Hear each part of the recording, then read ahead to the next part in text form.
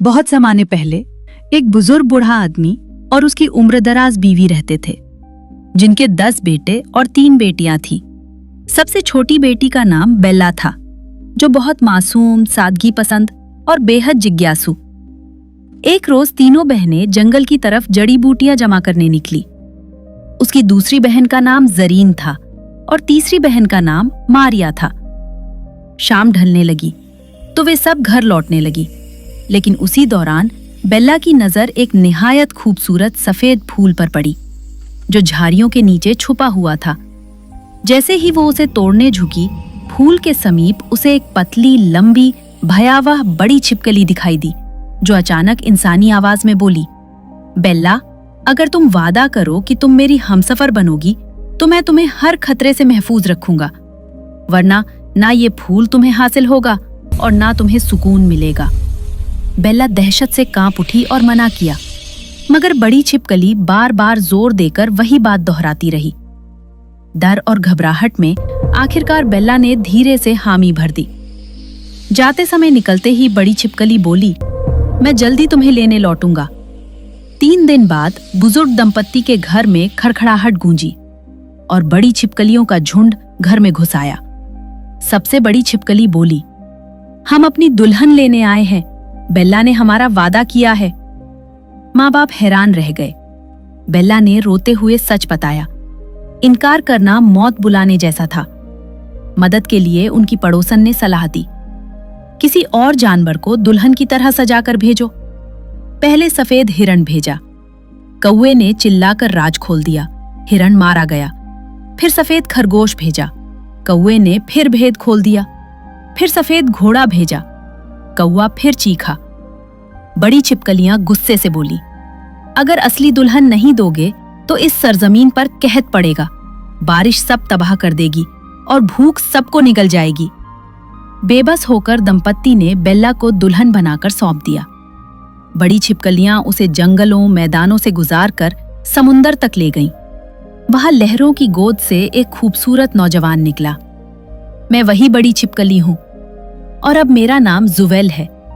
तुम्हारे वादे ने मुझे इंसानी रूप दिया। वो उसे एक टापू और फिर समुद्र की तह में बने मोतियों के महल में ले गया। 3 हफ्ते शादी की रस्में हुई। तकरीबन अब 8 साल गुजर गए। बेला और जुवेल के 4 बच्चे हुए। 3 बेटे, फॉक, इशम, बिरिच, एक नन्ही बेटी एस्पीना।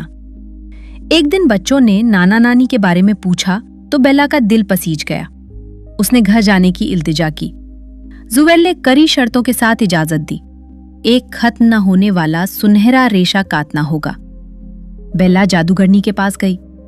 जादूगरनी ने आग में जलाने का तरीका बताया। एक बड़ा चूहा निकला और सुनहरी डोरें उगलकर गायब हो गया। काम पूरा हुआ। 2 लोहे के जूते घिसने होंगे। जूते कभी घिसे नहीं। जादूगरनी ने कहा, इन्हें लोहार की भट्टी में पिघला दो। 3 दिन में जूते पिघल गए। जुवेल ने इजाजत दी, पर कहा, 9 दिन रहना, 10वें दिन लौट आना। अगर मैं जिंदा हुआ तो समुद्री झाग दूध जैसा सफेद होगा, अगर मर चुका हुआ तो झाग खून जैसा लाल होगा। ये राज किसी को मत बताना। बेला अपने मायके पहुंची। घर वालों ने खुशी से स्वागत किया, लेकिन भाइयों के दिल में लालच आ गया। अगर हम उसके पति को मार दें तो बेला हमेशा यही रहेगी। उन्होंने एस्पीना से राज उगलवाया। रात को 10 भाई हथियार लेकर समुंदर पर पहुंचे।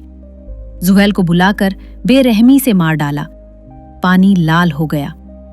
10वें दिन बेला लौटी। उसने पुकारा, झाग लाल हो गया, और मरती हुई आवाज आई, तुम्हारे भाइयों ने मुझे मार दिया। और हमारी बेटी एस्पीना ने राज खोला। बेला का दिल टूट गया। गुस्से और दर्द से भरकर उसने एस्पीना को देखा।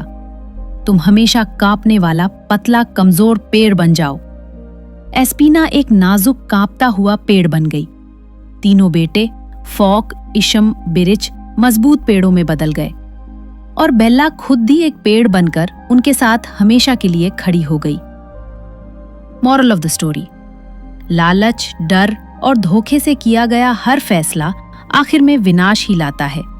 सच्चाई और भरोसा ही जीवन का असली आधार है। तो दोस्तों, कैसी लगी आप लोगों को ये स्टोरी कमेंट करके ज़रूर बताना और इस वीडियो को लाइक करना और इस चैनल को सब्सक्राइब करना मत भूलना। तब तक के लिए अल्लाह हाफिज़।